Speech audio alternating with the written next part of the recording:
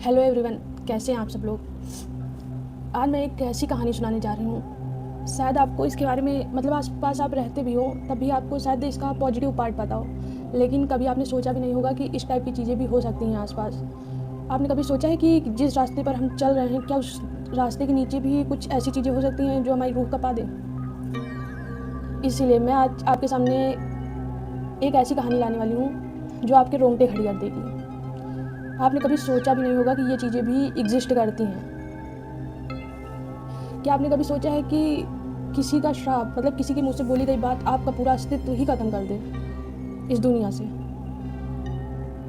ऐसी चीज़ें भी हुई हैं। शायद आपको आइडिया भी नहीं होगा कि ये सब चीज़ें भी आज के ज़माने में भी एग्जिस्ट करती हैं। उसका डर आज भी बना हुआ है। ऐसा नहीं कि बहुत सदियों पुरानी बात हो तो उसके वजह से नहीं, अभी भी ये सब चीज़ें एग्जिस्ट करती हैं और लोग इतना ज़्यादा मानते हैं। अगर आप वहाँ जाएंगे तो आपको साफ मना कर दिया जाएगा कि वहाँ मत जाना।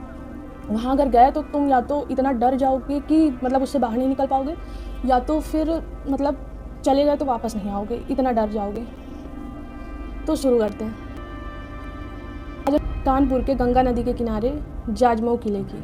जी, आप सही सुन रहे हैं, जाजमऊ का किला।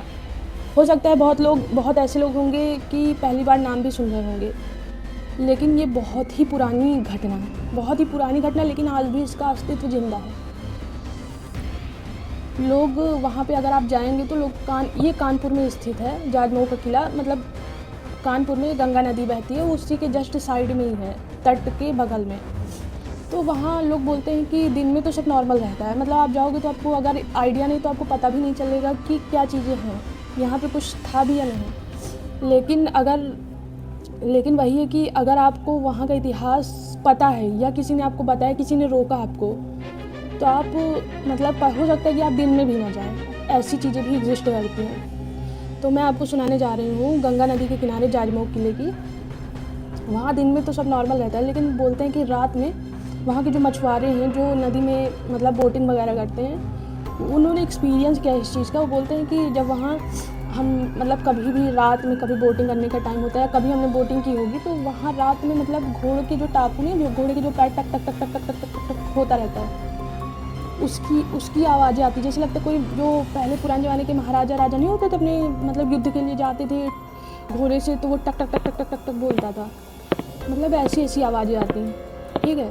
और बोलते हैं कि रात में चीखें सुनाई पड़ती हैं ज़मीन के अंदर से। जो जैसे लगता है कि गड़े मुर्दे हों ज़मीन के अंदर, उनसे आवाज़ें आती हैं। आप इमेजिन भी नहीं कर सकते ऐसी चीज़ें भी आज के ज़माने में, 21वीं सदी चल रही, इसमें भी इस तरह की चीज़ें एग्जिस्ट करती हैं। और मैं सही बता रही हूँ कि पहले मुझे लगता था कि शायद ये सब चीज़ें भ्रम हों, लेकिन जब मैंने लोगों के एक्सपीरियंसेस सुने, जो पुराने बुजुर्ग हैं या जो नई पीढ़ी के लोग भी हैं, उन्होंने भी बहुत अजीब एक्टिविटी देखी उसमें कि क्या चीज़ें उसमें दिख रही हैं। उनको भी बहुत सारी चीज़ें अगर आप वहाँ पे जाओगे तो आपको निगेटिव एनर्जी फील होगी। ऐसा लगेगा कि कुछ तो गड़बड़ है यहाँ पे। और आप वहाँ सोच लीजिए कि रात में चीखें सुनाई पड़ती, लगता है कि कोई जैसे पत्थर घिसे नीचे, कोई किसी चीज़ को खिसका रहा हो, वैसी आवाज़ें आती हैं। तो आइए शुरू करते हैं एक ऐसी कहानी जो शायद बहुत ही पुराने 100-200 साल पुराने, या कह दो कि जो हमारी पौराणिक कथाएं हैं वहाँ से चली आ रही हैं। ये बात है सदियों पुरानी, जहाँ पर एक राजा हुआ करता था जिसका नाम था ययाति। आपने राजा ययाति के बारे में बहुत पुरानी कथाओं में भी सुना होगा, क्योंकि वो बहुत बड़े सम्राट थे। उनके ज़माने में उनसे बलशाली शायद ही कोई रहा होगा। तो उनका जो महल था वो बहुत भव्य और बहुत ही ज़्यादा आलीशान था। आप सोच नहीं सकती, इतना बड़ा और इतना आलीशान था कि उसकी चमक हमको दूर दूर तक दिखाई देती थी। लेकिन उसको अपनी दौलत पर इतना घमंड आ गया, कि उसको अपनी ताकत और अपनी दौलत पर इतना ज़्यादा घमंड आ गया कि उसके अंदर अहंकार भर गया कि मेरे से ज़्यादा बलशाली तो अब कोई है ही नहीं।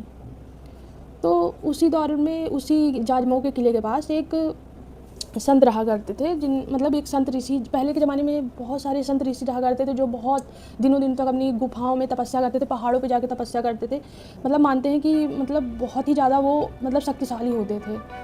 अगर उनको कोई गलती से भी छेड़ दे तो आप सोच नहीं सकते क्या क्या चीज़ें हो सकती हैं, आप इमेजिन नहीं कर सकते। तो वो लेकिन वो एक तरफ बहुत शांत भी रहते थे। अगर उनको कोई परेशान ना करे तो वो आपके लिए वरदान भी दे सकते हैं, जिससे भी आपकी लाइफ पूरी तरह चेंज हो सकती है। ठीक है, तो मतलब उसी दौरान जाजमऊ किले के पास एक महान जो तपस्वी ऋषि रहते हैं, संत टाइप के, वहाँ पे अपनी तपस्या में लीन थे। मतलब वो अपनी तपस्या में ऐसे लीन थे कि मतलब मुझे लगता है कि बहुत ही ज़्यादा दिनों से, जैसा मैंने सुना है कि कम से कम 8-10 सालों से उन्होंने अपनी आँख तक नहीं खोली थी। लेकिन राजा ययाति को इतना ज़्यादा अपने ऊपर घमंड हो गया कि मेरे से ताकतवर, मेरे से ज़्यादा पावरफुल तो कोई है ही नहीं इस दुनिया में, और सब पर मेरा राज चलेगा। एक इंसान पर, साम्राज्य में तो है ही, एक इंसान पर मेरा राज चलेगा। तो वो जो ऋषि थे, वो जो तपस्या कर रहे थे, वो अपनी तपस्या में लीन थे। तो राजा ययाति के कुछ सैनिक, मतलब उन्होंने 2-3 बार ट्राई किया ढंग ऐसे ऋषि मुनि जो तपस्या करते थे उनको विघ्न डालने का, लेकिन 1-2 बार तो किसी तरह उन्होंने इग्नोर किया कि वो मतलब वो नहीं चाहते थे कि उनकी तपस्या थोड़ी सी भी टूटे, तो उन्होंने इग्नोर किया कि ठीक है चलो कोई बात नहीं। लेकिन जब बात यहाँ पे आके अटक गई, जब एक दिन मतलब पानी सिर से ऊपर चला गया, उनको ऐसा लग गया कि अब बर्दाश्त से बाहर है। तो जैसे ही उन्होंने मतलब आंखें खोली, उन्होंने सीधा राजा के महल को देखा, और महल को देखते ही इतने क्रोध में उन्होंने जो श्राप दिया, मतलब मुझे लगता है कि उससे भयंकर श्राप मैंने आज तक नहीं सुना, कि किसी का अस्तित्व ही ख़त्म हो जाए। तो इसलिए कहते हैं किसी से भी पंगा ऐसे लेना नहीं चाहिए। तो उन्होंने मतलब आंखें जैसे ही खोली, महल की तरफ देखती हुई इतने क्रोध में उन्होंने बोला कि मतलब राजा ययाति को श्राप दिया उन्होंने कि जिस राजमहल पर तुम इतना घमंड करते हो, जिस राजमहल पर तुमको इतनी ज़्यादा है कि मेरे से पावरफुल तो कोई है ही नहीं, उसका सूरज ढलते ही, उस राजमहल और उस साम्राज्य का और तुम्हारा सूरज ढलते ही नाश हो जाएगा। अस्तित्व ही नहीं बचेगा तुम्हारा आज के बाद। आज सूरज ढलने की देर है, उसके बाद तुम्हारा अस्तित्व ही नहीं बचेगा। फिर उसके बाद जो हुआ आप सोच नहीं सकते। फिर जब सूरज ढला, आधी रात बीती, 12 बजे के बाद वो महल, वो साम्राज्य और वो राजा और वो प्रजा ऐसे ढह गए, ऐसे मतलब बिजली आसमान में ऐसी मतलब ना कोई तूफान ना आंधी, लेकिन उसके बाद भी ऐसी बिजली कड़की कि पूरा साम्राज्य, राजा, प्रजा, सब चीज़ जैसे ताश के पत्ते नहीं होते कि ढह जाए लाने से, ताश के पत्ते की तरह पूरा साम्राज्य ढह गया, उसी गंगा नदी में ढह गया, ज़मीन के अंदर। धीरे धीरे करके वो पूरा साम्राज्य, पूरा राज्य, मतलब जिंदा लोग थे वो भी उसी में दफन हो गए। तो जब सुबह हुई तो उस इतने आलीशान महल, चमकदार महल, राजा, प्रजा की जगह एक सुनसान और बड़ा और भयानक टीला था, जिसको कि हम आज जानते हैं जाजमऊ का किला। मतलब कोई यकीन नहीं कर सकता कि यहाँ पे एक भव्य, सुंदर और बहुत ही आलीशान महल हुआ करता था। तो इतनी पावर होती थी ऋषियों, संतों के मतलब श्राप में। अब आते हैं इसकी असली और डरावनी कहानी पर। मतलब लोग बोलते हैं कि उस श्राप का असर आज भी ख़त्म नहीं हुआ है। मतलब दिन में, मतलब लोग कहते हैं कि दिन में तो सब नॉर्मल रहता है, मतलब उस किले पे लोग विजिट भी करते हैं, घूमने भी जाते हैं, लेकिन जैसी शाम होती है, अंधेरा छाने लगता है, उस किले का माहौल एकदम ही चेंज हो जाता है। मतलब एकदम सन्नाटा टाइप, एकदम जैसे मतलब कि एकदम सुनसान, एकदम मतलब कोई वहाँ पे दूर दूर तक मतलब एक इंसान नज़र नहीं आता। नज़र तो छोड़ो, मतलब एक अजीब सा मतलब डर का माहौल, अजीब सा मतलब निगेटिव एनर्जी सी हो जाती है पूरे मतलब उस किले के आसपास पूरी। मतलब कोई अगर जाएगा भी तो उसको बहुत ही अजीब सी फीलिंग आएगी कि कुछ तो सही नहीं है यहाँ पे।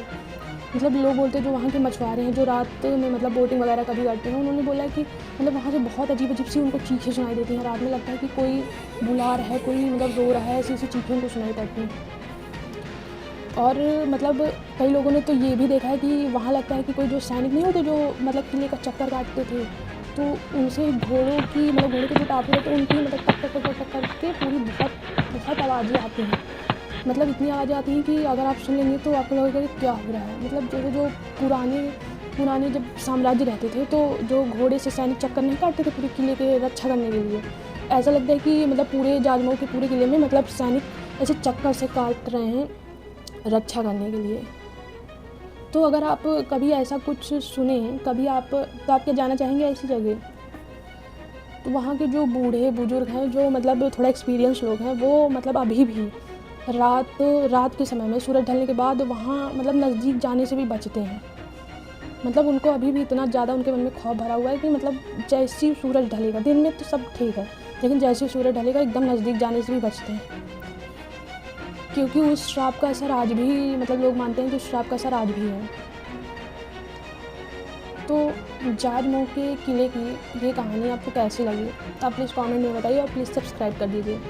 ऐसी ही और वीडियो देखने के लिए प्लीज़ कंटिन्यू रहिए मेरे साथ। Thank you.